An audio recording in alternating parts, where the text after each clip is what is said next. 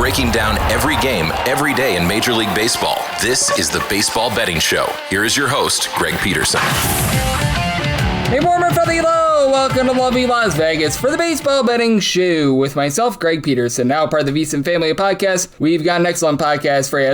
We're going to be joined in segment number 2 by a good friend of ours. We're going to chat it up with Rob Donaldson about what we're all seeing in this great sport of baseball, the way that he takes a look at a very, very murky wildcard picture out there in the American League. We'll dive into these games for Wednesday and so much more. In the final segment, I'm going to get you guys picks and analysis on every game on the betting board for this Baseball Wednesday as we touch them all. If you do have a question, comment, segment idea, what have you for this podcast, you do have one of two ways to be able to fire those in. First one is my Twitter/X timeline at gunit_81. Keep in mind, LRCM, maybe does not matter. So as per usual, please do send these into the timeline. Other ways, find an Apple Podcast review.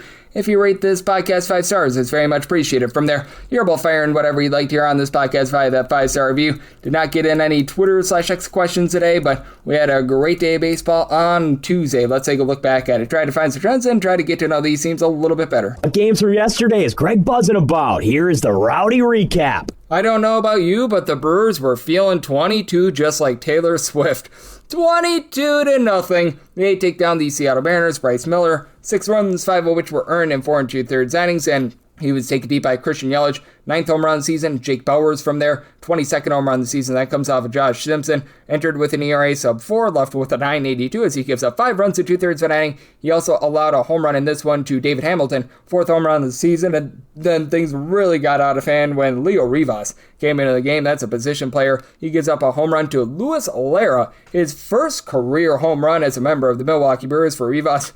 9 runs, 7 of which were earned. Give it up in his inning work. Nick Davia, 2 runs, 1 of which was earned in 1 2/3 innings. You had 3 errors out there in the field, including 1 from Davia, and Kyle Harrison was tremendous. 5 shutout innings. Shane Drone, 2 shutout innings. Grant Anderson, and then position player Gary Sanchez. Scoreless 8th and 9th innings to polish that one off. The Cleveland Guardians, they get the job done by a count of 8-1. As for San Francisco, Carson Weisenhunt, he gives up 7 runs, 6 of which were earned in 4 innings, including home run to Joe Adell. Sets fire to the rain for his 19th home run of the season. From there, 1 unearned run given up by Javier St. Martin in his 2 innings of work. Trent Harris, he was able to give you 2 shutout innings, and for Foster Griffin, 1 run allowed over the course of 6 innings. Matt Festa, 1 1/3 innings scoreless to Mariners scoreless inning, and Craig Yoho, pair of outside the bullpen scoreless. For the St. Louis Cardinals, they get a 3-0 win over the Cincinnati Reds as Andrew Abbott gives up 2 runs in 6 1/3 innings. He gives up a home run to Mason Wynn, 5th home run of the campaign. Zachary Maxwell from there, 2 2/3 innings, allows a run, but nothing doing for the Reds at the plate. Kyle Leahy, 5 shutout innings. Ryan Stanek, Goran Gesefo, George Soriano, Riley O'Brien from there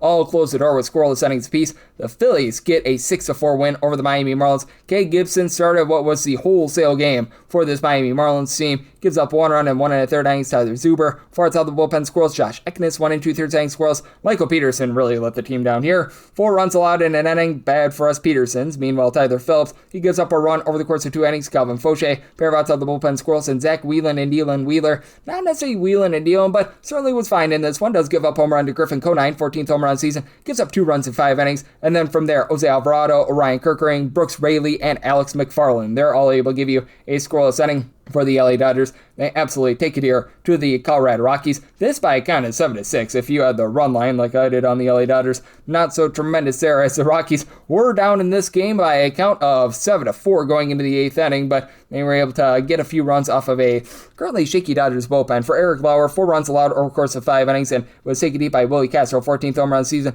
From there, Jack Dreher, Edgar Enriquez both give you a scoreless inning. Evan Phillips, a run allowed in 2/3 inning. Tanner Scott, 1 1/3 innings, giving up a run along the way. Ryan Feltner, 7 runs allowed over the course of 5 innings, and he does get taken deep by Shohei Ohtani, 30th home run of the season. Parker Molzinski, Jimmy Harrigan, Zach Ognos, Jordan Romano. They're all able to give you a scoreless inning. For the LA Angels, 3-1, they get the job done over the Houston Astros. Christian Javier, not a bad start here. 2 runs allowed over the course of 4 innings, just not a lot of length. Josh Lowe gets low for a 10th home run on the campaign. Brian King gives up a run in 2/3 inning. From there, Año de los Santos, 4 outside the bullpen scoreless. AJ Bluba, 2 scoreless innings, and then you had a scoreless inning from Miguel Ulola. And on the flip side, George Clausen, really good start here from the Angels. 7 shutout innings, only gives up 1 in.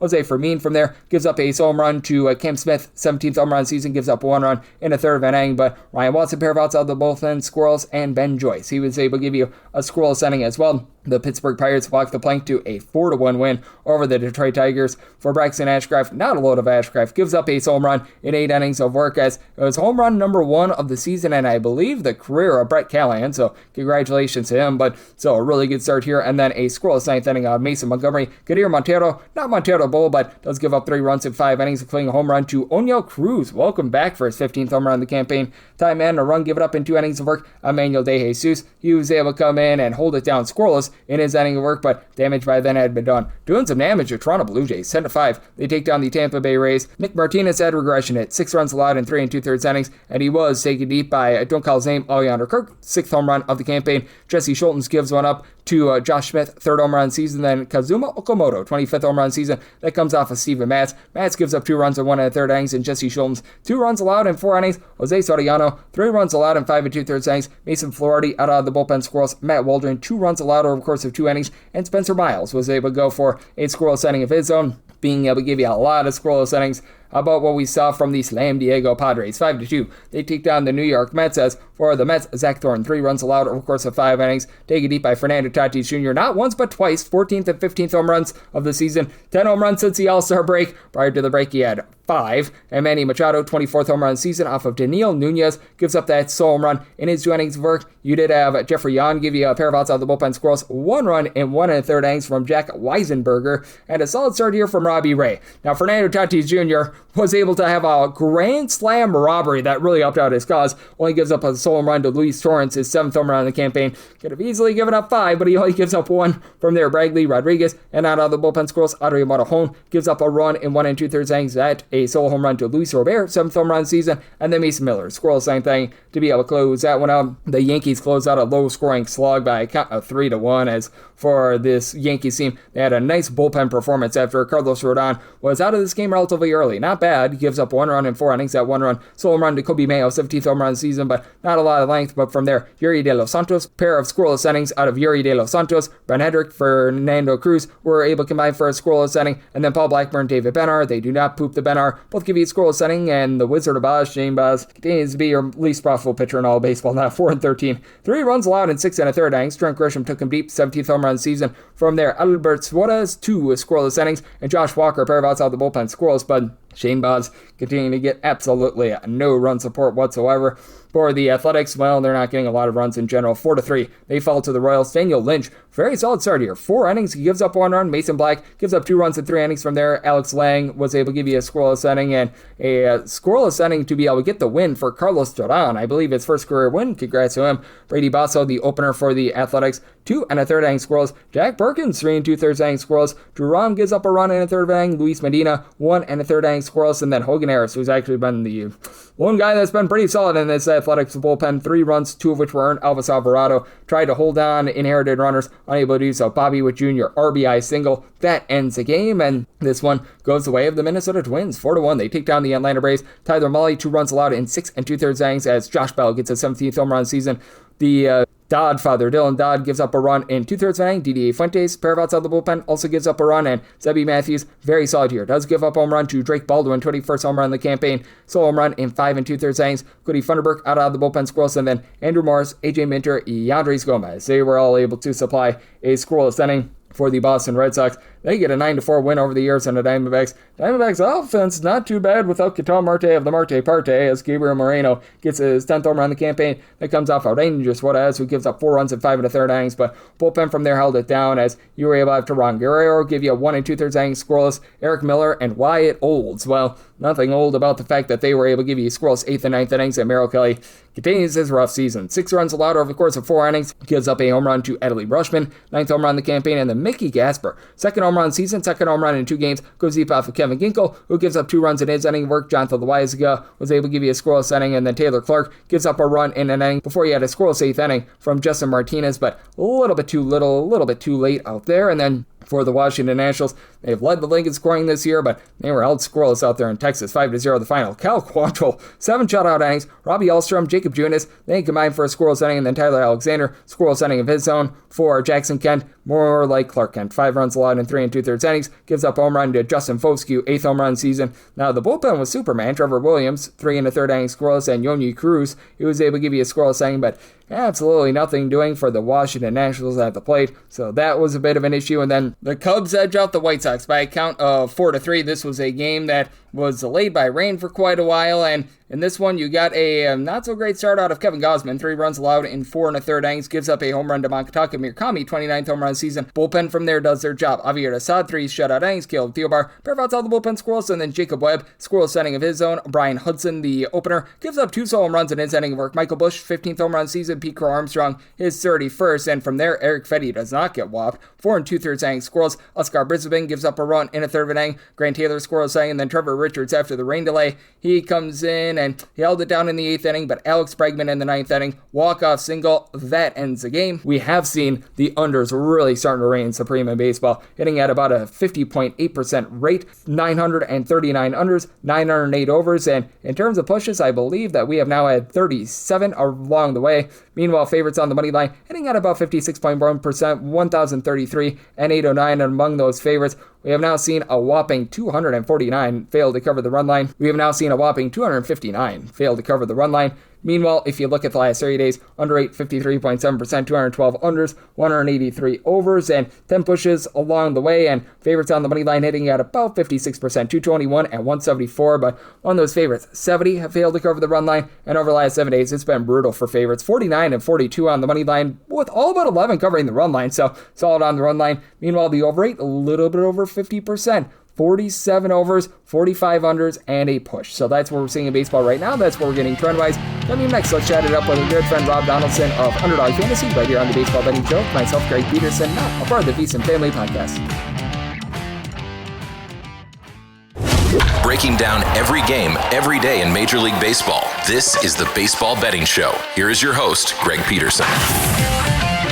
And we're back here in lovely Las Vegas for the Baseball Betting Show with myself, Greg Peterson, now part of the VSiN Family Podcast. It is always great to be joined by this man, as we've got Rob Donaldson aboard. He does such a great job over at Underdog Fantasy, taking a look at this great game that we all know and love of baseball. All 12 months a year, he does a great job taking a look at college basketball. I know that he's getting set for football as well. You're able to follow him on Twitter /X at RobDFB altogether. And Rob, it is always a pleasure, my friend. Thank you. Yeah, thank you for having me on, Greg. It's been a really just kind of fun few days of baseball with so many great debuts, so many young players getting called up. Every single one of these games, like, truly meaning something in the grand scheme of things. And that's just what makes this time of year, from now until October, some of the best sport watching that you can have in a given calendar. And I'm just excited to be breaking it down with you today. Oh, absolutely. We've got ourselves a lot of fun to be taking a look at. And what do we make out of a lot of these more wild card teams? Because we've got a few teams that are fortified in the playoffs, like the Rays, the Brewers, the Dodgers. But these wild card teams, I think it is going to be so interesting to see what we get out of them moving forward. Yeah, I think the context here is when you look at the NL wild card and just the teams vying for those spots, you are looking at a lot of really young, impressive teams with a lot of upside. When you're talking about, if they get in the dance, they can take some games off teams that are kind of in that higher upper tier. And when you're looking at the American League, it's the exact opposite, where you have a lot of really bad teams, objectively so. I mean, a lot of teams that are under 500 currently, the Orioles, the Tigers, the Rangers, all 61 and 64, really kind of tied for that last wild card spot.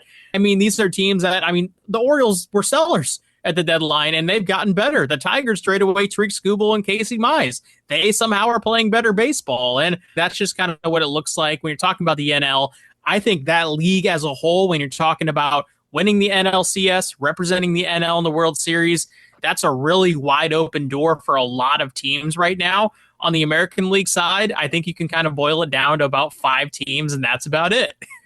Yeah, I mean, man, it is just wild what we're seeing out there, to say the least. And And you talk about those teams that were sellers like the Orioles and the Tigers. Do you think that they can keep it going? Because for the Tigers, we did see 2 years ago that they were able to, but sometimes these are just sort of mirages as well. Yeah, and I think the Detroit Tigers have a chance, kind of the best chance to keep it going, because obviously when you get rid of Tariq Skubal, Casey Mize, you're waving the white flag on winning a World Series, because you would want those kind of, weapons in your back pocket in the World Series, or, a potential wild card game rather, to advance. I mean, Tariq Skubal, you throw him out there and he chucks up 7 or 6 innings strong of no hit, no run ball. I mean, that's just something you need in order to kind of compete at the ultimate high level.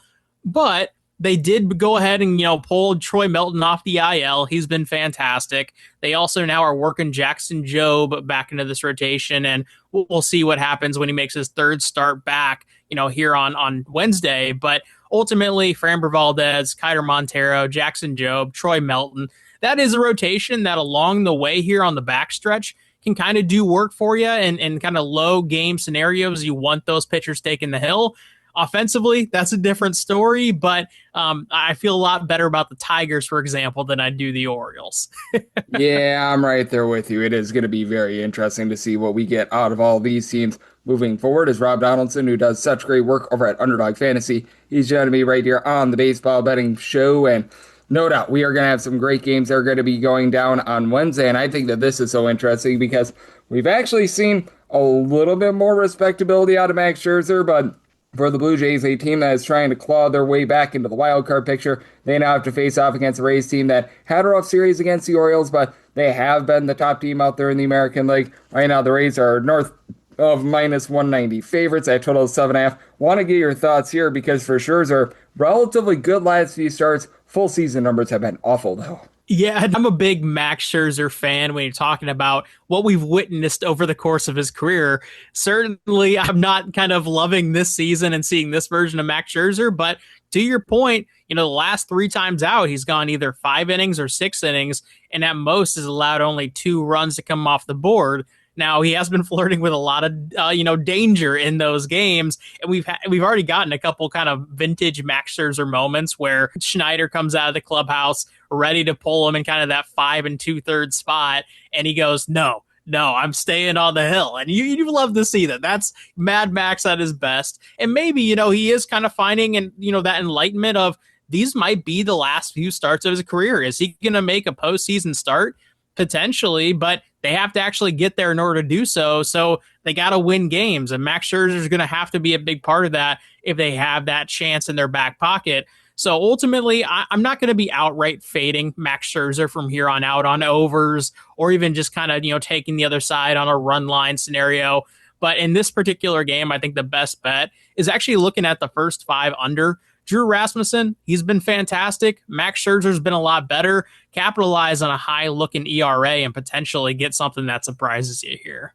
Yep, it is going to be interesting to see what happens in this game. And man, Max Scherzer up and down season to say the least. And then I think this one is fun. AJ Smith-Schwaber is a good up-and-coming pitcher for the Braves. We haven't seen him much this season, though. Going to be going up against the Twins and Taj Milton Bradley. Right now, this game is relatively a pick-em. The Braves perhaps a little bit of a small favorite here, and that total is in the neighborhood about an 8.5. Want to get your thoughts here because for Smith-Schwaber, I do think that there's quite a bit of upside. It's hard to trust in him with such a small sample size this season, though. Last time we saw him in Major League Baseball, he was showing off his really great strikeout stuff, but he was getting tagged up with some really, really hard contact. And that was kind of what plagued him and why he ended up playing a lot of this season in AAA, where he's been phenomenal. He's been dominating. He has a K rate that reaches about 13 Ks per 9. It's his spot to lose when you're talking about a potential kind of, playoff postseason availability, ready to go, almost like what we saw from Connolly early last year for the Red Sox. We could be seeing that from Smith-Schwaber down the stretch here. And ultimately, I'm going to be a bigger believer in this game in a vacuum of him than I would be of Taj Bradley, whose season right now is just kind of plummeting. It's going down into a crater. The Braves are a better team anyway when you're talking about just how they might perform. We're getting a pick'em line here, Greg. It opened up a little bit higher on kind of the Brave side with juice, but now there's 115s, minus 110s out there for the Braves. Give me that all day. I think that's an absolute steal, first 5 or full game. Yep, absolutely. I do think that with the Atlanta Braves, they are going to be a team that's going to be presenting value moving forward. And I think that it's going to be interesting to see what Dustin May is going to do with the Milwaukee Brewers as well. That was their big trade deadline acquisition. Me personally, I feel like they needed a bat, but hey, you know what, Dustin May, a guy that I do feel relatively bullish about going up against the Seattle Mariners, and right now, about minus 125, minus 130 against Logan Gilbert. Want to get your thoughts here because I do think that there's good value on the Brewers, mainly because I think that Logan Gilbert is going to do his part, but man, hard to be able to trust in this Mariners offense. You can throw out, a pitcher with us. You can throw out Jack Perkins against the Seattle Mariners right now, and he would go dealing for 6 or 7 innings strong because the Mariners offense, it's just every year with this team, they can't hit at home. They can't hit on the road. They can't hit, period. But hey, they've got really great pitching. And so their games all kind of profile the same. That's why this is sitting at a 7.5 over under. I do think when you're looking at Logan Gilbert, in a nutshell, and even Dustin May, two guys who really, really attack the zone with kind of high power stuff, you do run the chance of maybe walking a guy, giving up a hit, or just giving up that bomb once somebody gets on. And ultimately, you can't make a lot of mistakes on a 7.5 over under if you're going to be, giving up a couple solo bombs or a couple 2-run homers. And that's where I'm actually looking at the first 5 angle here, looking at an over, kind of a sneaky overplay. Dustin May has been great this season, but he has had blow-up outings. Can the Mariners take advantage of that? I probably lean on no, but I do tend to think that Logan Gilbert can get in this game, and ultimately that's what's going to lead me to a first 5 over here. Yep, I think so as well. I think that this is going to be one that is going to be very low scoring. I think that it's going to be very, very much a slog, to say the least, and I'm very curious to see what's going to be happening in this game. And then when it comes to more of the, shall we say, National League versus American League games, Yankees versus Orioles is one that catches my attention because we've got Will Warren going up against Chris Bassett. And for Chris Bassett, he's actually done a nice job in terms of keeping the ball in the yard, just no strikeout stuff whatsoever. Most places have this one off the board, but how do you take a look at this one for an Orioles team that, we just mentioned it, they're a team that has been able to be nice up and coming. They've been able to provide a little bit of value, but in this spot here, I just don't know if I could trust in Chris Bassett. Right now, the Yankees are in a position with Will Warren where he started off so good this season, but it's a long season, Greg. We talk about it all the time with this sport. 162, you're going to learn about a different team or a different version of the same team 30 times over is what it kind of feels like every single year. And that goes for the players too. Will Warren, although he started off great, has been really, really terrible as of late in terms of when you look at the rest of that rotation, right? Carlos Rodon's making the start tonight. They have Max Fried, Garrett Cole, let's come back into the frame. Ryan Weathers has been fantastic. It's very easy to kind of pinpoint where the weak link in the rotation lies, and that is with Will Warren. We'll even see, actually, I'm seeing there's a little bit of kind of Max Fried was almost potentially getting a jump to start this game. We'll see who ultimately starts, but if it is Will Warren, I'm jumping on the Orioles at whatever price I can get. And even against Max Fried, I wouldn't even mind taking a shot if you can get like a +1 or a +1.5 full game with the Orioles at a decent price in that type of spot as well. Yep, I do agree with you. I do think that this one is going to be one of the more fun games on the board and getting plus value because the Yankees just have not been scoring whatsoever. That's something that I think is going to be appealing as well. And then this one, I think, is one of fascination as well because the Phillies are between -125 to -135 favorites at home against the Marlins. Now, Aaron Nola has not been great to say the least, but might there finally be a little bit of value on Aaron Nola after in the Field of Dreams game? Well, it must have been a dream come true because he looked pretty solid. We give a lot of credit to Aaron Nola because if that was a performance, say, from like, a Jacob Bizarowski or a Yamamoto or Max Fried, one of the top aces in the game, we would have said, oh, it was an off night. They didn't have their best stuff because of how many base runners Aaron Nola left stranded. And ultimately, you got to give credit to him. He was picking up huge clutch strikeouts in that ball game to escape the danger that he did was honestly very, very impressive. At the same time, he still kind of looks susceptible to those home run balls. He was allowing a lot of hard hits to almost leave the yard or to leave the yard. And the Marlins, as of late, have been playing a lot better offense. Sandy Alcantara has been absolutely fantastic, really just down the backstretch this season after he didn't get traded. I think that kind of gave him some new life of, hey, let's go out and get it. This Marlins team is actually competent for once. I do tend to think that the Marlins are going to win this game. I think they're going to put up runs early. And I think Sandy, he might get tagged up by a Schwarber or a Bryce Harper bomb or one of these lefties. But I do think the Marlins can kind of substitute that with runs of their own. Give me a first 5 money line here with the Marlins. I think that's a really fine price, and I do think they end up winning this game, but feel a lot better with just kind of Sandy versus Aaron Nola and the lineups through the first 5 frames. And with Sandy Alcantara, not a lot of strikeouts out of him, but has been able to do a nice job keeping things out in front of him as well. So we've got a lot of fun that is going to be happening on this Wednesday. Full card of baseball. Anything else that's really standing out to you? Looking at this D-backs Red Sox game and the whole scandal the other day of Ketel Marte just was MIA. Well, I guess now they're checking on his knee, and who knows if he plays again. I have no idea what's going on. I don't think anybody in that clubhouse truly knows what's happening with Ketel Marte, and certainly that kills a lot of the D-backs offense. He is the kind of the catalyst for what they've been doing down the stretch. And when you are looking at this pitching matchup of Brandon Pfaadt versus Peyton Tolley, Brandon Pfaadt, if you're looking at just examining the last 6 starts of every starting pitcher in Major League Baseball, he might actually be the best pitcher in Major League Baseball over that kind of span of time. Peyton Tolley has a very good argument himself for kind of that same level of play over that same time span. And ultimately, I'm going to be kind of leaning into it here. I'm looking at the first 5.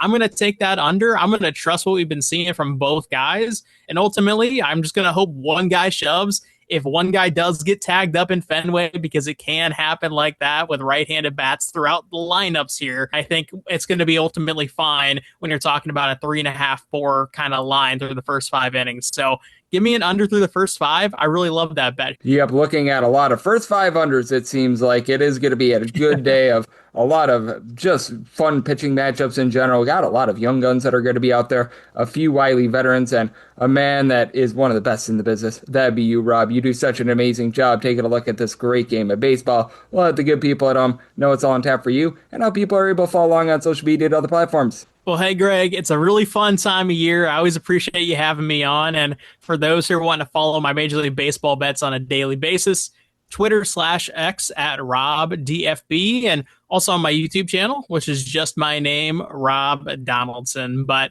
as always, Greg, I appreciate having me on, man. It is always great to be able to have Rob aboard every single time he joins me. He lends such great insights. He did so once again today. So a big thanks to Rob for joining me on the Baseball Betting Show, now part of the VSiN Family Podcast. And coming next, it is that time of the podcast. I give you picks and analysis on every game on the betting board for this Baseball Wednesday as we touch them all. Breaking down every game, every day in Major League Baseball. This is the Baseball Betting Show. Here is your host, Greg Peterson. And we're back here in lovely Las Vegas for the Baseball Betting Show with myself, Greg Peterson, now part of the VSiN Family Podcast. Always great to be joined by Rob Donaldson. He does such great work over at Underdog Fantasy, the Rob's Best Bets Show, and so much more. Every single time he joins me, he lends such great insights and did so once again today. So a big thanks to Rob for joining me in the last segment. Now it is that time of the podcast. I give you picks and analysis on every game on the betting board for this Baseball Wednesday as we touch them all. If a game is listed on the betting board, Greg has a side and a total on it, so it is time to touch them all. Do note that as per usual, any changes that are made to these plays will be listed up on my Twitter/X feed at Junit_81. We are going to be going in Las Vegas rotation order. This is where we go with the National League games first in time order, then the American League games, any interleague games. Those are going to be at the bottom. That'll keep things all nice, neat, clean, and easy. So let's get things started. This is 901, 902 on the card. It is the Padres. They are going to be on the road facing off against the New York Mets. Robert Stock. What are we going to be putting stock in? Well, he's going to be getting the start for the Mets, and Michael King hopes to be the king for the Padres. -125 to -142. That number on the Pods, and you're going to be getting anywhere between +109 to +120 on the Mets total of 8.5. Over is -115 and the under is -105. And I do like the over. I did set my total at an 8.8. I have a Padres team that entered in this series averaging about 5.3 runs per game since the All-Star break, and And that has been absolutely wild for them, considering they were a bottom 6 offense in all of baseball going into the All-Star break. You've seen Jackson Merrill hit above a 325 ever since the All-Star break. Manny Machado is still not hitting for a lot of average, but now he's been able to give you 23 plus home runs. He's been able to do a nice job there. And then obviously Fernando Tatis Jr. going into the All-Star break, he had 5 home runs. I think since the All-Star break, he's been able to supply 8. So it's really a nice come up there. Ty France has been able to make a nice impact for the team. And even Luis Campusano is hitting darn near 300 at the catcher spot as well. Flip side for the Mets, they entered in the series averaging about 4.85 runs per game in their first 21 games without Juan Soto. They were averaging 4.05 runs per game before then, and I mean, it's still an offense that is not amazing, but Carson Bench, Bo Bichette, both have a double-figure amount of homers, both hitting about at 270. Francisco Alvarez, Francisco Lindor, AJ Ewing, between about 325 to 335 on bases. You still need more out of some of these dead bats, like whenever they've had out there Ore Polanco, Christopher Morel. These have been guys that have done nothing. And for the Mets, you do have to be fearful of this bullpen as well, because you trade away Brooks Raley, Oscar Brisbane, all those good guys. Now you're relying upon Nate Lavender, who's been solid in a small sample size. Jeffrey Young, the man who jumps after every single strikeout, what have you. But for Robert Stock, he lit the world on fire at the minor league level. He's never really been a great big league pitcher, though. For his career at the big league level, he only gives up about 0.85 home runs per 9 innings, but over 5 walks per 9 innings, so that's a little bit of an issue. And I mean, it's been very uneven, because in 2 of his 3 starts, he has given up approximately 1 run. He gave up the 8th spot against the Pittsburgh Pirates. I just still don't think that he's necessarily a good pitcher. 6.57 ERA, and I do think that Michael King is going for a little bit of regression as well. For King, he's typically well above 9 strikeouts per 9 innings, just has not been there thus far this season, and has been giving up a few walks as well. He's up to around about 3.5 walks per 9 innings, only getting 7.8 strikeouts per 9, so 426 fielding dependent, 341 ERA. Do like the Padres on the money line, up to a minus 136, set them at minus 137, and I'm in on the over, somebody told it an 8.8. 903, 904 on the card. The Marlins are going to be on the road against the Phillies, as Aaron Nola hopes to be super for the Phils. Sandy Alcantara goes for Miami. Miami does find themselves as a underdog here of between plus 110 to a plus 115. Meanwhile, minus 125 to a minus 135 for the Phillies. 8.5 is the total, over and under between minus 105 to a minus 115 for the Phillies. I'm going to be in on them, set them at a minus 143, and I do recognize that for Aaron Nola, it has been a rough season for him. He's given up 2.1 home runs, over 3 walks per 9 innings. Even with that Field of Dreams game where he was very solid in that one, he still has an ERA that is rocking at a 5.33. He has, though, given up 3 earned runs or fewer in each of his last 4 starts. Swing and miss stuff, 17 strikeouts in his last 10 innings across 2 starts. So maybe there is a little bit of sign of hope there. And on the flip side of things for Sandy Alcantara, he's been nice in terms of being able to limit damage. And that, I mean, he's only giving up 0.9 home runs, about 2.4 walks per 9 innings, but a career low 6.9 strikeouts per 9 innings out of him. So his 378 fielding dependent, that's a little bit higher than his ERA of a 3.43, and he is backed up by a bullpen that has Calvin Fauché, who's been posting up an ERA well above a 4, and I mean, it's just been awful full for Pete Fairbanks at this point. He's posting up an ERA well above a 5. Now, you do like the likes of Anthony Bender and company, but Bender is now on the injury list, so you have to have some concern there. For Alcantara, by the way, if you look at his home and road splits, 269 home ERA, 4.08 ERA away from him, and he does give up 1.3 home runs per 9 innings when he is away from him. For the Phillies, Yohan Duran, overall for the season has been relatively solid, but you're starting to see Ryan Kirkering post up in ERA well above a 3.50. I like the pickup of Brooks Raley. That really helps out the bullpen. And additionally, Jonathan Boland's been able to give you a sub 3.25 ERA, but certainly it's a Phillies bullpen, especially with Jose Alvarado in there, that it's not been great to say the least. But when it comes to the Philadelphia Phillies, you do have mashers. Kyle Schwarber, he's been able to now give you 37 home runs, and his on-base percentage right around about a 3.65. You've had a little bit more of Alec Boehm, Trey Turner down for what, hitting about a 2.45, and Bryson Stott up to about a 3.40 on base. That's relatively on line with what you're seeing out of a lot of these other bats. You've got Brandon Marsh, not give you as much on base, but 275 average, 16 plus home runs. Luis Rice sits above 300, and then for the Marlins, not as much pop with their lineup, less than 4 runs per game ever since the All-Star break. They trade away Liam Mix, but you do have a lot of base stealers. Otto Lopez, Jacob Marcy, Xavier Edwards, Asterio Ruiz, all with at least 18 stolen bases. You've had Lopez hit above 300, starting to regress a little bit, and then Griffin Conine does give you a home run every about 12 to 13 or bats. Roberto Hernandez, he's been able to give you 18 plus home runs as well, but Owen Casey not really getting on base. Catcher spot is now very rough. So do you like the over? So my total 9.3 for the Phillies. I'm going to be willing to lay the money line, set them at a minus 143. 9-5, 9-6 on the card. The Reds, yes, we're on at Cincinnati. They're playing those to the Cardinals, as Matthew Liberatore is on the bump for the Cards, and Chase Burns is on the bump for the Reds. The Reds are a favorite between minus 130 to minus 146. anywhere between plus 115 to plus 125 for the Cardinals. 8.5 is the total. Over and under both at minus 110. And I'm in on the Reds. Set them at a minus 151. For Chase Burns, he has just been flat out incredible this year. He's gotten his home run rate down to about 0.9 home runs per 9 innings. He is still giving up in the neighborhood about like 3.1, 3.2 walks per 9 innings, but 10.5 punch outs per 9 innings, has given up 0 or 1 earned runs in 4 of his last 5 starts. There were quite a few unearned runs given up against the Cleveland Guardians, but in terms of earned runs, he's been able to do a nice job on that front. And then for Matthew Liberatore, it's been a little bit better for him recently, but he's really not been having the same control that he's had in the past. 3.3 walks, 1.5 home runs allowed per 9 innings, 5.07 ERA. Now, 455 fielding dependent points towards a little bit of positivity, but still do have to have a lot of question mark there. Now, for the Reds, this team is a team that's in the bottom half of the big leagues in terms of overall run creation, but you do have J.J. Bleday, who's been able to give you 20-plus home runs along with Ellie De La Cruz, and though Bleday is only hitting in that neighborhood about a 225, the on-base percentage has been about 100 points higher. Cousin Sal Stewart has been able to give you 25-plus home runs to be able to carry the mail for this team. And then you do have a Cardinals team that, away from home, they're averaging over 5 runs per game. That is a top 5 mark in all of baseball. You've got Jordan Walker leading the way, gives you 23 home runs, hitting at 290, but Alec Burleson all of a sudden over a 350 on base. He's up to 19 or 20 home runs. J.J. Weatherholt about a 345 on base.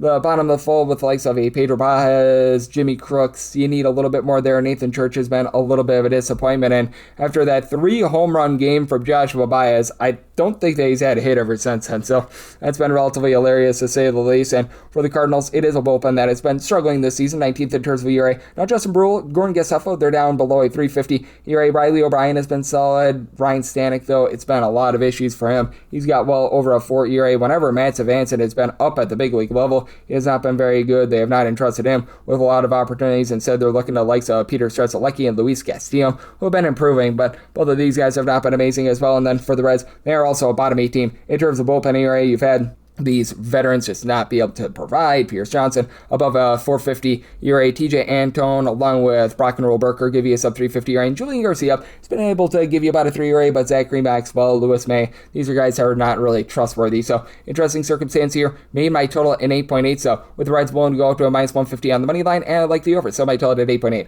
907, 908 on the card. The Dodgers are going to be on the road against the Rockies as Kyle Freeland goes for Colorado and Roki Sasaki for the Dodgers. Dodgers are between minus 180 to minus $2 favorites. They're looking to lay around at between minus 128 to a minus 132.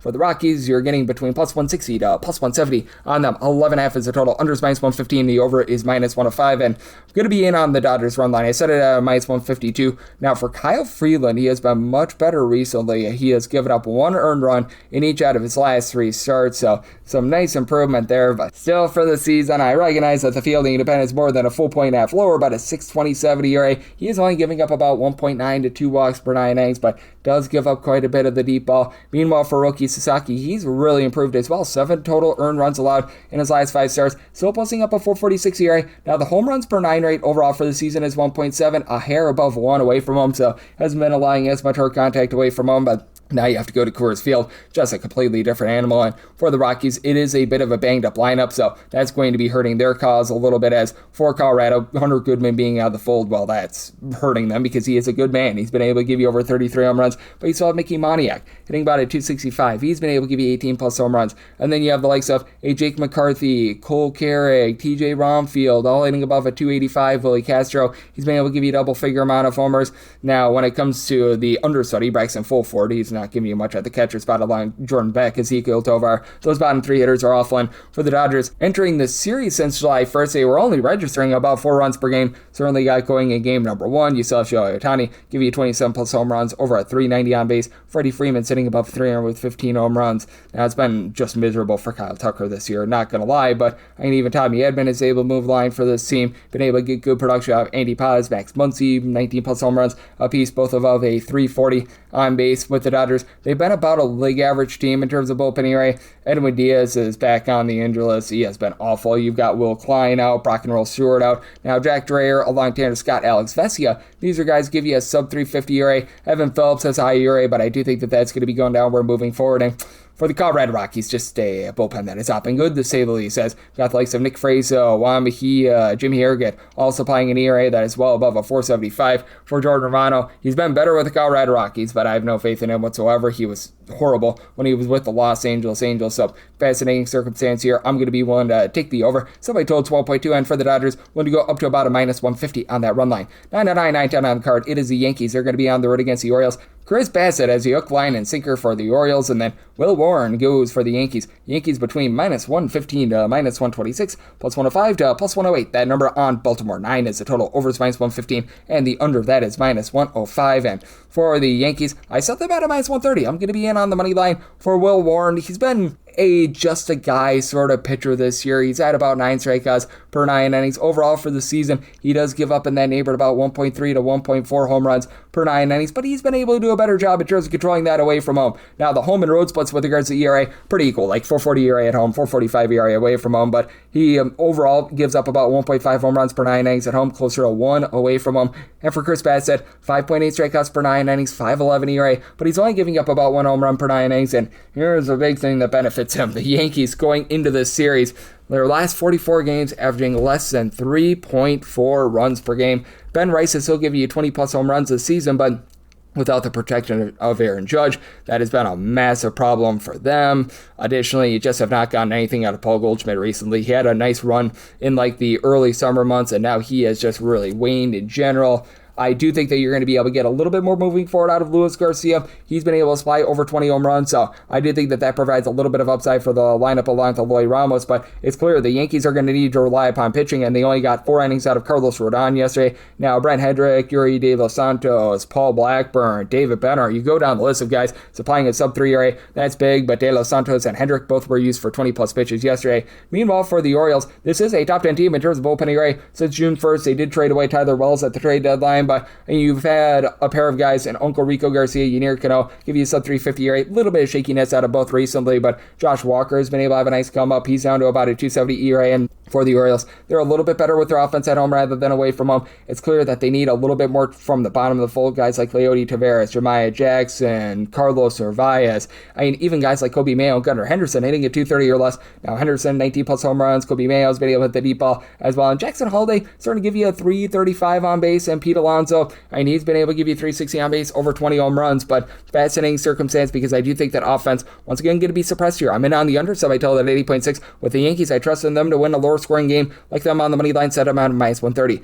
9-11, 9-12 on the card. It is the Blue Jays on the road against the Rays as Drew Rasmussen is on the bump for the Rays and Max Scherzer is on the bump for Toronto. Toronto does find themselves as a big underdog, plus 176 to plus 190, minus 210 to minus 220 for the Tampa Bay Rays. 7.5 to 8 is the total on the 8. Unders minus 120, the overs even on the 7.5. Unders between even money to minus 115, overs between minus 120 to minus 105. I'm willing to lay a run half here with the Rays. That's between plus 105 to a plus 110, and with the Rays, we'd be willing to lay up to a minus 105. Now, for Max Scherzer, we have seen him really round into form. He was absolutely terrible at this time about a month ago. He's now down to, though, a 6.59 ERA. That's with giving up a combined 5 runs in his last 4 starts. He's really not going past 5 innings. He's still giving up 2.4 home runs, 3.7 walks per 9 innings. Is it a Rays team that is absolutely lighting the world on fire with their offense? No, but it's a plenty competent offense with Junior Caminero over a 365 on base, 33-plus home runs, and then Yandy Diaz along with Jonathan Aranda, 15-plus home runs, both gave you over a 360 on base as well when it comes to this Rays bunch. Overall for the season, averaging about 4.5 runs per game. That's a top 12 mark in all of baseball. And then Chandler Simpson is able to hit at 300. His base stealing is some of the best in all of baseball, over 20 stolen bases there. Now for the Tampa Bay Rays, certainly did have to dig into that bullpen a little bit yesterday with Nick Martinez getting absolutely destroyed for this team. But that said, you do have a Blue Jays team that entered in the series dead last in the big leagues in terms of run creation. With their 10-plus spot yesterday, that is going to be going up. They are not going to be dead last. That should be the Miami Marlins, but still, you've only got one guy on the roster who's been able to give you over 12 home runs this season. Kazuma Okamoto got his 25th yesterday. He's still only hitting about a 230 for this team. Miles Straw, George Springer, you're just not getting a ton out of them. Springer has really went cold with regards to deep ball. Now, you still have guys that get on base. Nathan Luke, Solantesu Sanchez, when he's been out there, Vlager Jr. is currently dealing with injury, in between about a 262, 270. Additionally, Ernie Clement has been able to hit about a 285 as well, but a lot of struggling bats out there. And for the Blue Jays, this is a team that's in the top 12 in the big leagues in terms of open ERA. The likes of Matt Waldron have not been great, but Mason Fluharty down below a 3.80 ERA. They do give away Jeff Hoffman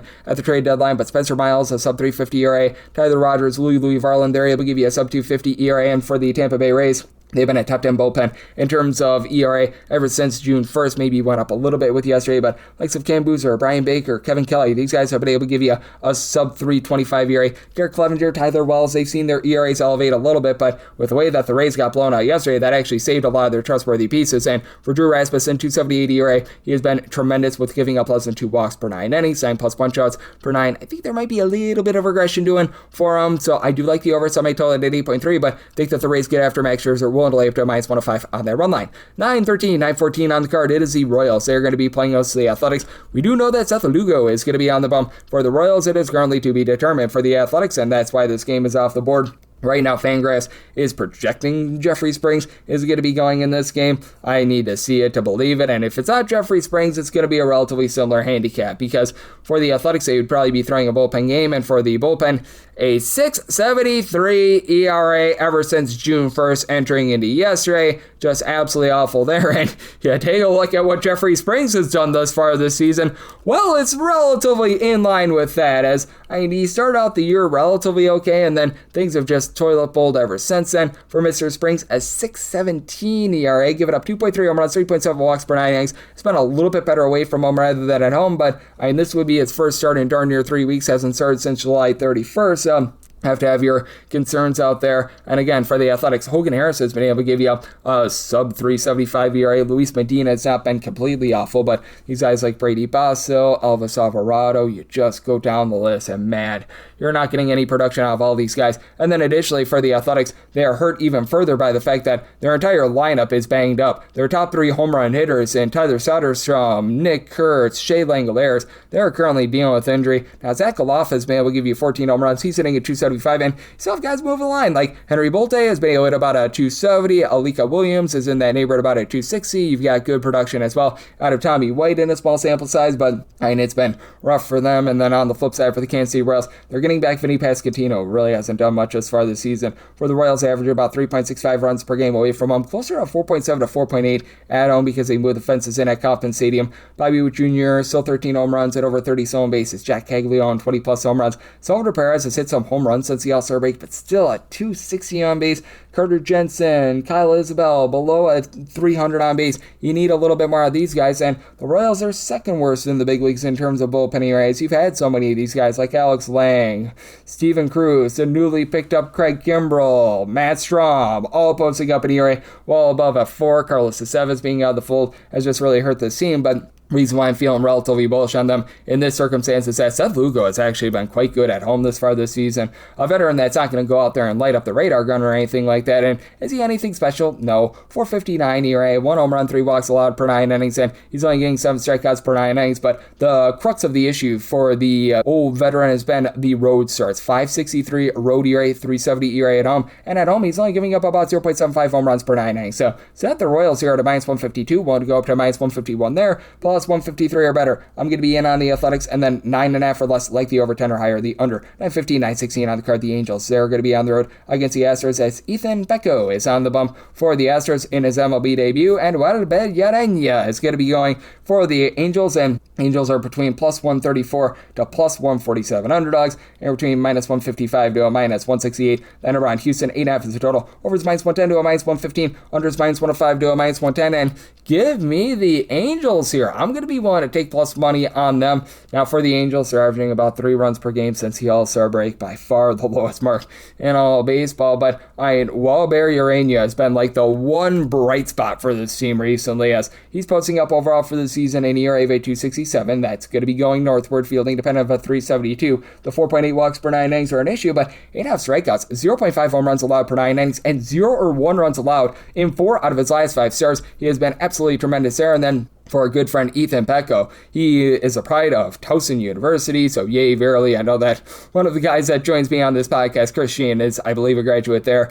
He wasn't amazing at the AAA level. I'm not saying he was awful. The PCL is a tough league to pitch in, but at the PCL level, 4.94 ERA, 8.5 strikeouts, 3.5 walks per 9 innings. He comes off as a just-a-guy sort of pitcher, which might be better than what you were getting out of Ronald Blanco towards the beginning part of the season. And for the Astros, it helps when you've got the MVP, Yordan Alvarez, 34+ home runs, over a 425 on base. He has been absolutely sensational for this team, and you're seeing Jeremy Pena hitting just a hair below a 300. He's been able to give you 13 plus home runs. You no doubt about it. Have been able to get great production recently out of more of these guys towards the top of the fold. Christian Walker is not going to give you a whole heck of a lot of on base, but he's been able to give you 23 plus home runs. Isaac Paredes right around about 350 on base, one of the best pull hitters they're going to find in all of baseball. And for the Angels, they've actually been a much better offense when they've been away from home rather than at home. Now, plus All-Star break, I don't know if they would be able to hit on the moon at this point because, man, it has been that rough for them, but hey, for the Angels, about 3.6 runs per game at home, closer to 4.6 runs per game away from home. You've got Mike Trout and also Zach Neto, who have been able to give you 20 plus home runs this season. Wade Meckler has actually been able to move the line. His batting average is hovering in that neighborhood of 300. Nolan Schunel's been able to give you over 350 on base. Now, Denzar Guzman and some of these younger guys just have not panned out. And Josh Lowe, well, his batting average is low. He's hovering right around about a 200, so that's been an issue. But low-key, the Angels' bullpen has not been awful here recently, and they need it with how awful the lineup has been because they get Ben Joyce off the injury list. That really helps them out. You've got the likes of Luke Murphy, Jose Fermin, Sammy Natera. They've been able to give you a sub-375 ERA. The former Astro, Blake Wyman, has been able to give you a little bit of something as well, and then on the other end, for the Astros, they have been a top 5 team in terms of bullpen ERA ever since June 1st. They've done a great job ever since Josh Hader has been able to return, Steven Okert, Bennett Sosa. These have been guys who have been able to give you a sub-350 ERA. We're starting to see a little bit of regression out of Brian King.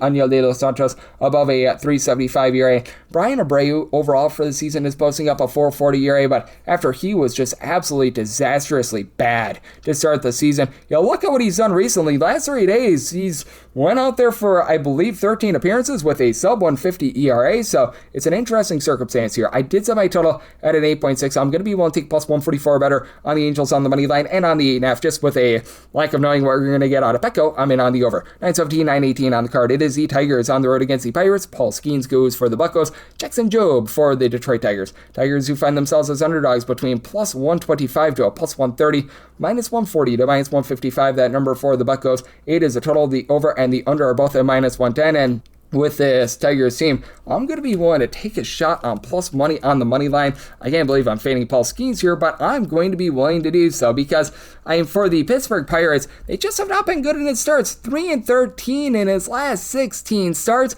They had to push him back a few days because they thought that would do him some good, but the radar gun just was not there for him in his last start against the Miami Marlins. He did not really get above 97 miles per hour. Now, you look at the advanced numbers, and it indicates that he's still a good pitcher. He's got a 3.88 ERA, but 2.99 fielding dependent, 11.1 strikeouts, 2.5 walks per 9 innings, and part of the issue is he's not getting a lot of run support. Like, you take a look at it, in his last 4 starts, the team has scored 2 runs or fewer in 3 out of those 4. Now, they did have a spot where they scored 7 runs and they still lost, so that's a little bit of an issue as well, but for Jackson Jobe, I do think that there's some upside with him. He looked really good in his minor league rehab starts. Now, he has had one really good start when he went out there against the San Francisco Giants. He was able to throw 5 shutout innings. Second start, well, that was not necessarily so great as he was lit up in that start for a nice hearty 6 runs. Last season, he was giving up about 5 walks per 9 innings, but seems to have ironed that out. It's a small sample size of 8 2/3 innings, but he's only given up 2 walks here at the big league level. For the Pirates, they do enter in this series number 1 in the big leagues in terms of run creation at home, averaging about 5.4 or so runs per game, but it has really waned ever since the All-Star break. You've got Brandon Lau, who's been able to get loud. He's been able to give you 24 home runs this far this season, hitting in that neighborhood about a 250, and you still have a lot of guys that just mix and match and move the line. I know that Spencer Horwitz was out of the fold for quite a while, but he's back. He, Esmeralda Valdez, Jake Magnum, Brian Reynolds, I'll give you at least a 353 on base, along with Rafael Flores Jr. With Magnum, he's hitting darn near a 300, along with Nick Gonzalez, so these guys have been able to step up, do a nice job whenever you've had out there Henry Davis. It's been a little bit rough, but that said, not really a lot of easy outs for the Pirates and for the Detroit Tigers. You look since June 1st, and they've been a top 10 team in terms of run creation, making all the difference in the world. It's getting back Gleyber Torres with his 380 on base. I know that Javi Baez doesn't draw walks, but hey, hitting a 255, that's better than what you were getting out of these guys like Zach McKinstry, Matt Vierling, the recently GFA Jack Rogers, who sound like team number 4 in the last 3 weeks. Dylan Dingler, he's been able to give you 24 plus home runs. Cole Keith is doing a good job getting on base, hitting a 270. Kevin McGonigal, 385 on base, and under the radar. That new catcher, Eduardo Valencia, he's hitting well above a 325. And for the Tigers, they're trying to deal with bullpen madness. They've been a top 6 bullpen in terms of ERA since June 1st. These guys like Ty Med and Tyler Holton, Jacob Giesbach give you a sub 325 ERA. Kyle Finnegan has regressed a little bit, but Drew Summers, he's seen his ERA go below a 350. And Kenley Jansen has actually been able to step up relatively well as well. And for the Pittsburgh Pirates, they did revamp that bullpen at the trade deadline. You bring in Luke Weaver, Kirby Yates, Camilo Duvall. Don't really feel great about Duvall, but hey, Luke Weaver is good. Mason Montgomery has been a solid guy in the back half of the bullpen, and Yohan Ramirez is able to give you some length, but Gregory Soto is still a big issue for this team, and I just can't trust in this team with Paul Skeens on the mound until I see a few W's. Plus 129 or better in on the Tigers on the money line. I like the over. Somebody told it at 8.3. 919, 920 on the card. It is the Atlanta Braves on the road against the Minnesota Twins, as Taj Junko and Milton Bradley is looking to not play games here for Minnesota, and AJ Smith-Schwaber goes for Atlanta. Atlanta is a small favorite here of anywhere between minus 102, they're the underdog in one spot, to minus 118. Meanwhile, minus 102 to about minus 116 for the Twins. About a pick'em game, 8.5 is the total. Over is minus 110 to a minus 120. Under is between even and minus 110, and I did set the Braves at a minus 113, so I'm going to be willing to go up to a minus 112 on the money line. For Smith-Schwaber, we have seen small doses of him over the last few seasons because he's just robbed by injury. Like, this is his 4th year at the big league level, but he's only made 17 total appearances.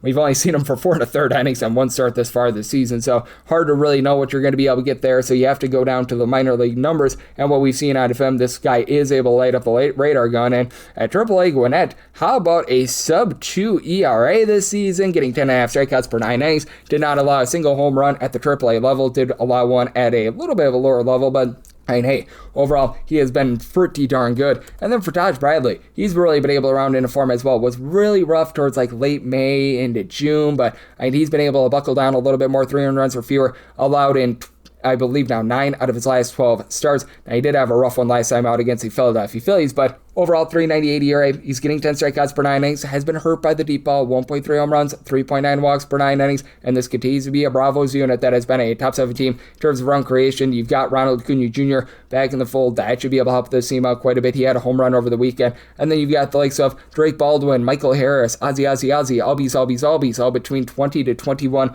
home runs. And Baldwin was not himself prior to the All-Star break. He's rounded back into form. Matt Olson, 35 plus home runs. Still need a bit more on Mikey Yastrzemski and Austin Riley. Flip side for the Minnesota Twins, they do have Byron Buxton back. Has not been himself since his injury list stint. So want to be noting that, and he was out of the lineup yesterday, so you have to wonder if something is acting up once again. Meanwhile, you've got Trevor Larnach, Lucas Shaw, who have been able to give you over a 350 on base, and Ryan Jeffers is up to a 385 on base. Cody Clemens doesn't find a way on, but you know what? He has been able to give you 20 home runs. Brooks Lee is up to 16 plus home runs, and for the Twins, they are better than that bottom 10 bullpen ERA would indicate. I don't know how much better, though, because they still do have some shakiness. I don't trust in Travis Adams with over a 5 ERA. Taylor Rogers has not been great, but AJ Minter, Jeff Osman, clear upgrades in Yandris Gomez, along with Andrew Morris in a Twins uniform, sub 350 ERA. Braves, they entered in the day on Tuesday, number 1 in terms of bullpen ERA in the National League. You've got the Dillons, Dylan Lee, Dylan Dodd, Raciel Iglesias, who have all been able to give you a sub 350 ERA, so dealing with the injury to Robert Suarez, but I do think that the back half of the bullpen gets the job done here for the Braves. Willing to lay up to minus 112 on the money line. I do like the under. I did set my total at an 8.4. 921, 922 on the card. You've got yourself the Chicago White Sox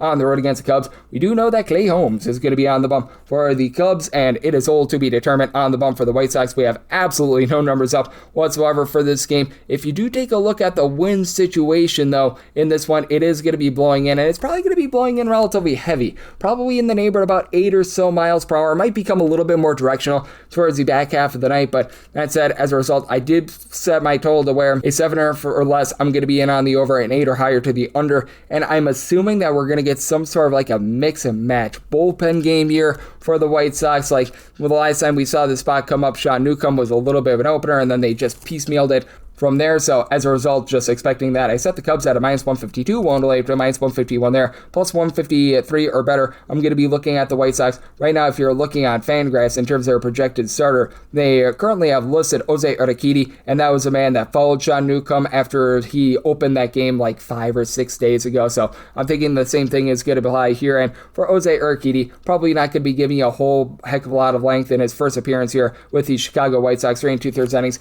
he gave up 3 runs, and he's never been anything special. This is a guy that wasn't getting a lot of strikeouts in his minor league rehab starts. Overall for his career, 7.3 strikeouts per 9 innings. Doesn't issue a lot of walks, 2.2 walks per 9 innings, but is a little bit prone to the deep ball, so the wind blowing in is going to be able to help out his cause quite a bit. And it is a White Sox bullpen that since June 1st has actually been one of the better ones in all of baseball. I mentioned Newcomb, they bring in Oscar Brisbane, Grant Taylor. These have been guys that have been able to give you a sub-3 ERA. For the White Sox, as a matter of fact, Mambo number 5 in terms of bullpen ERA since June 1st, and for the Chicago Cubs, still been a little bit all over the place for the bullpen. They did bring in Ryan Zefrian at the trade deadline, but they're still dealing with so many injuries with this team. Daniel Palencia, they obviously had Porter Hodge out for the entirety of the season, Hobie Milner, but you do have Jacob Webb, who's been able to give you a sub-350 ERA. It's been relatively solid for Ryan Rolson as well. And for Clay Holmes, first start as a member of the Chicago Cubs was not great. Gave up 4 runs in 4 innings against the Royals. Last time out, gives up 1 and 6 2/3 innings scoreless against the St. Louis Cardinals, so we've seen the best and the worst of them. Probably will get something in between here for the season, 256 ERA, but closer to 340 fielding dependent. Not a strikeout guy, only about 7 strikeouts per 9 innings, but does do a good job in terms of inducing soft contact. 0.6 home runs allowed per 9 innings, and now he takes on a White Sox team that they can be a little bit all or nothing. You've got a trio of guys, Colson Montgomery, Montaka Murakami, and then Miguel Vargas, who have all been able to give you at least 25 home runs this season. For Murakami, it's up to 29 bombs. He and Vargas hit between about a 235 to 240, but over a 340 on base. For Montgomery, less than a 300 on base, need a bit more there, but Chase Meadrow, 350 on base. Sam Antonacci at 365 on base. Tristan Peters is moving line. And then for the Chicago Cubs, Pete Armstrong, up to 31 bombs. He goes deep yesterday with a 380 on base. He has been remarkable. And then, say, Suzuki, he's up to about a 360 on base, 20 plus home runs. Even these guys with a less than stellar batting average, like Ian Happ, playing a 217, he's been able to give you 20 home runs, about a 326 on base. Nico Horner has been in and out of the lineup, but he's been able to move the line, get on base. And then Pedro Ramirez, he's hitting just a hair below a 300 as well, but again, with the wind blowing in, it does cause things to shake a little bit there. So, minus 151 or better looking at the Cubs, plus 153 or better the White Sox, and then 7.5 or less like the over, 8 or higher the under. 9:23 and 9:24 on the card. The Diamondbacks are going to be on the road against the Boston Red Sox, as Brandon Pfaadt is going to be looking to battle for the Boston Red Sox, and Peyton Dooley hopes to have them paying the toll. As for the Red Sox, going to be finding them in that neighborhood of a minus 140 to a minus 150 favorite. I'm even seeing a minus 130 out there as well, and between plus 120 to plus 130 is that number on Arizona. 8.5 is the total. Under is minus 110 to a minus 120. Over is between even a minus 110 and on the under. I set my total at an 8.4. Diamondbacks overall for the season have been about a league average offense, averaging about 4.5 runs per game, and they weren't really affected yesterday by not having Ketel Marte out there, but that's your top home run hitter that went AWOL, that is currently on the restricted list. That is not great for the team, to say the least. Now, they've got guys moving the line. James McCann is actually hitting above a 280. You've got Ilyarmo Vargas, Ryan Waldschmidt, Jordan Lawler between about a 260 to a 275 average, and Gabriel Moreno's hitting above the 300, but not a lot of pop. Corbin Carroll, he's been able to give you 19 to 20 home runs at about 345 on base, but now with Nolan Arenado out of the fold, nobody else has more than 10 home runs, with Moreno having approximately 10 home runs this season. Red Sox on the flip side, they've been averaging well over 5 runs per game ever since the All-Star break. Caleb Durbin over the last 60 days hitting well above a 270. Mickey Gasper, 2 home runs in 2 games in this series. Andrew Marisario, he's now hitting about a 265. Wilson Contreras over 20 home runs, 390 on base. Weiler Abreu, Don Rafaela. Both of these guys have really been able to heat up with Abreu. 22 plus home runs. Rafaela is hovering in that neighborhood about 20 bombs as well. And the Red Sox are going to be able to back up Peyton Tolley, who's been rock solid. 10 strikeouts at 2.4 walks per 9 innings, and has an ERA that is hovering in that neighborhood of 3, with the top bullpen in terms of ERA in all of baseball. Aroldis Chapman has obviously been amazing for this team, but additionally, you've been able to have these mix and match guys really step up. Giovanni Morin is at a sub-3 ERA. They are dealing with the injury to Garrett Whitlock. That is some, but Teron Guerrero's at about a 320. Whenever they had Tyler Seminaijo out there, he was solid. They lose him, so they bring in Alec Gamboa. But able to give you a sub-2 ERA. Raymond Burgos, as a long guy, has actually been relatively solid as well. And for the Arizona Diamondbacks, DFAing Paul Seabold, that was definitely the right move for them. Kevin Ginkel has been a little bit shaky for them, but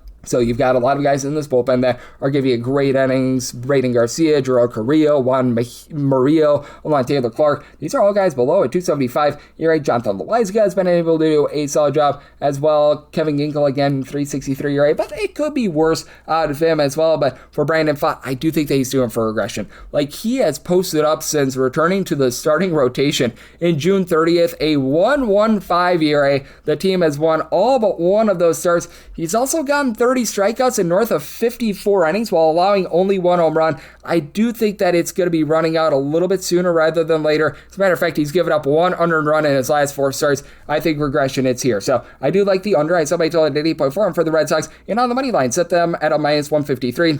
925, 926 on the card. It's the Guardians. They're going to be playing us to the Giants. We do know that Parker Messick is going to be on the bum for the Guardians. It is listed as to be determined for the San Francisco Giants, which is why this game is presently off the board, but I've got my handicap for the Guardians. I did set them here at a minus 218, so I'm willing to go up to a minus 217 there, and then a plus 219 or better. I'm going to be in on the Giants, and a minus 108 or better. I'd just be looking at the Guardians on the run line, and with this total, I set mine at a 7.9, so 7.5 or less, in on the over, and 8 or higher to the under. And the thought is that Matt Tugboat Wilkinson is going to begin the start for the Giants, and when he was with the Cleveland Guardians, as he was actually traded away from the Guardians to the Giants earlier in the season, he was very good for their AAA affiliate. Here with the San Francisco Giants, it's been a little bit more shaky. 3.5 walks. That's in a very difficult league to pitch in the PCL, but do I have to have my question marks here? He's a 270-pound freight train, which is why they call him Tugboat Wilkinson, and I do like to fade these guys a lot of times in their MLB debut. Meanwhile, Parker Messick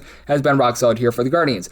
About a 259 ERA, 9 strikeouts per 9 innings, 2.5 walks allowed per 9. And when it comes to Parker Messick, he's backed up by a bullpen that is in the upper half of the big leagues in terms of ERA. You've got Eric Sabrowski, who's been able to give you about a 350 ERA. He's regressed a little bit along Thunder Gaddis, but ascending is Colin Holderman, who's been able to give you a sub 325 ERA. Tim Herron has actually been able to give you some good innings, along with Matt Festa, who's been having a fiesta out there in the bullpen. And for the Giants, we have seen a lot of regression with his bullpen recently. They are now bottom 8 team in terms of ERA, as they do trade away Eric Miller at the trade deadline. I don't think that was big that they traded away Caleb Killian. He was really not great, to say the least, but we saw this team just get absolutely bruised and battered yesterday with Carson Weisenhunt only being able to go out there for 4 innings for Javier St. Martin. They used him up yesterday. That should actually up the team out. He's got over a 70 ERA, but don't have a lot of faith in Carson Seymour either. Now Rafael Devers, he's up to 24 home runs. He's been only hitting about a 245, but it's been on the come up recently. Getting back Victor Barracoto, I recognize doesn't walk whatsoever. He and Osvaldo Bosby have a little bit of upside in this lineup. They're good young guys, but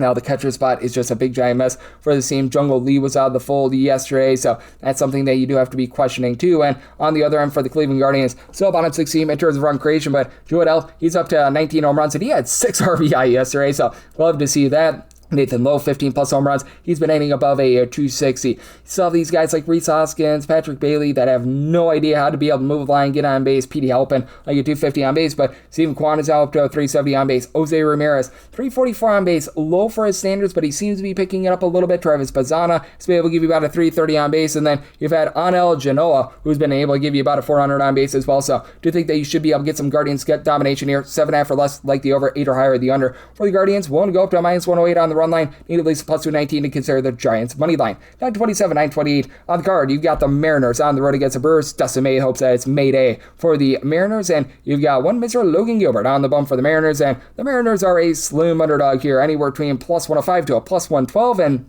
minus 121 to minus 130. That number on Milwaukee, 7.5 is the total. Over is minus 110 to even money on the under. That is between minus 120 to minus 110, and I did set the Brewers here at a minus 144. I'm going to be in on the money line. I know that Dustin May doesn't necessarily have the world's lowest ERA, but he's been able to do a nice job, giving up only 0.7 home runs per 9 innings, so he does keep things out in front of him, and with his 4.13 ERA, that's paired with a 3.30 fielding pennant, he's giving up only about 3 walks per 9 innings, and on the flip side for Logan Gilbert, 3.27 ERA, 1.2 home runs, and 2 walks allowed per 9 innings. He's actually been better away from home rather than at home. We've seen a few wackadoo splits with this Mariners team, because typically with pitching out there in the most pitcher-friendly ballpark, I would say, in all of baseball in Seattle, it's at the very minimum a bottom 3 ballpark. You'd expect them all to be better when they are at home, but still, 2.25 ERA away from home, 1 home run allowed in 60 innings away from home. At home, he's giving up nearly 2 home runs per 9 innings with a 4.01 ERA, and for the Brewers, their forte is not hitting home runs. Out of 30 teams entering in the day on Tuesday, 30th in terms of home runs on a per at-bat basis, but this team is going to small ball you to death. They're a top 6 team in terms of run creation, still getting about 5 runs per contest. Christian Yelich actually 1 yard yesterday. yesterday. He has not done a lot for this team, but the rest of the guys have. Jackson Trujillo, 15-plus home runs, hitting about a 275. Bryce Durang, a 360 on base. Jake Bauers, 20-plus home runs, 385 on base. Garrett Mitchell, about a 350 on base. David Hamilton really doesn't give you a lot of average, but 20-plus home bases. And for the Mariners, bottom two team in terms of run creation. Josh Naylor just is not giving you power. He's sitting at 265 as he, Dom Canzone, Brandon Donovan, who's just fresh off the injury list, Julio Rodriguez, all between about a 255 to a 265. But Cal Raleigh, even though he had a home run a few days ago, that 270 on base, not really cutting it for this team. And for the Seattle Mariners, they've been a top 12 team in terms of bullpen area, but it's clear that bullpen is getting a little bit taxed. So Matt Brash along with Cooper Criswell on the injury list. They pick up Sir Anthony Dominguez. That's probably a downgrade for this team. Gabe Spire, Jose Ferrer have seen their ERAs go above a 3. Andres Munoz had a little bit of a rough go of it in Houston, but overall has been much better over the last 60 or so days. Meanwhile, for the Milwaukee Brewers, second in the National League in terms of bullpen ERA entering into the day on Tuesday as they are dealing with an injury to Abner Uribe. That's going to be hurting them a little bit, but the alternate, Apollo's been able to give you a sub-3 ERA. Trevor McGill has really been able to round into form ever since a rough start to the season. Antonio Sensatella seems to be regressing a little bit, but still have these mix and match guys like Chad Patrick and company. They're doing a solid job. So I do like the Brewers here on the money line. Set them at minus 144. I do think that regression hits Logan Gilbert a little bit away from him. Like the over, so my total 7.7. Wrap things up with 929, 930 on the card. The Nationals are going to be on the road against the Walker Texas Rangers. We do know that Cade Cavalli is going to be on the bump for the Nationals. Right now, it should be Jacob deGrom going for the Rangers. I'm seeing minus 126 out there for the Rangers on the initial opener, plus 108 for the Washington Nationals, total of 7.5. Over is minus 115 and the under is minus 105. If it is deGrom, set them out at minus 145.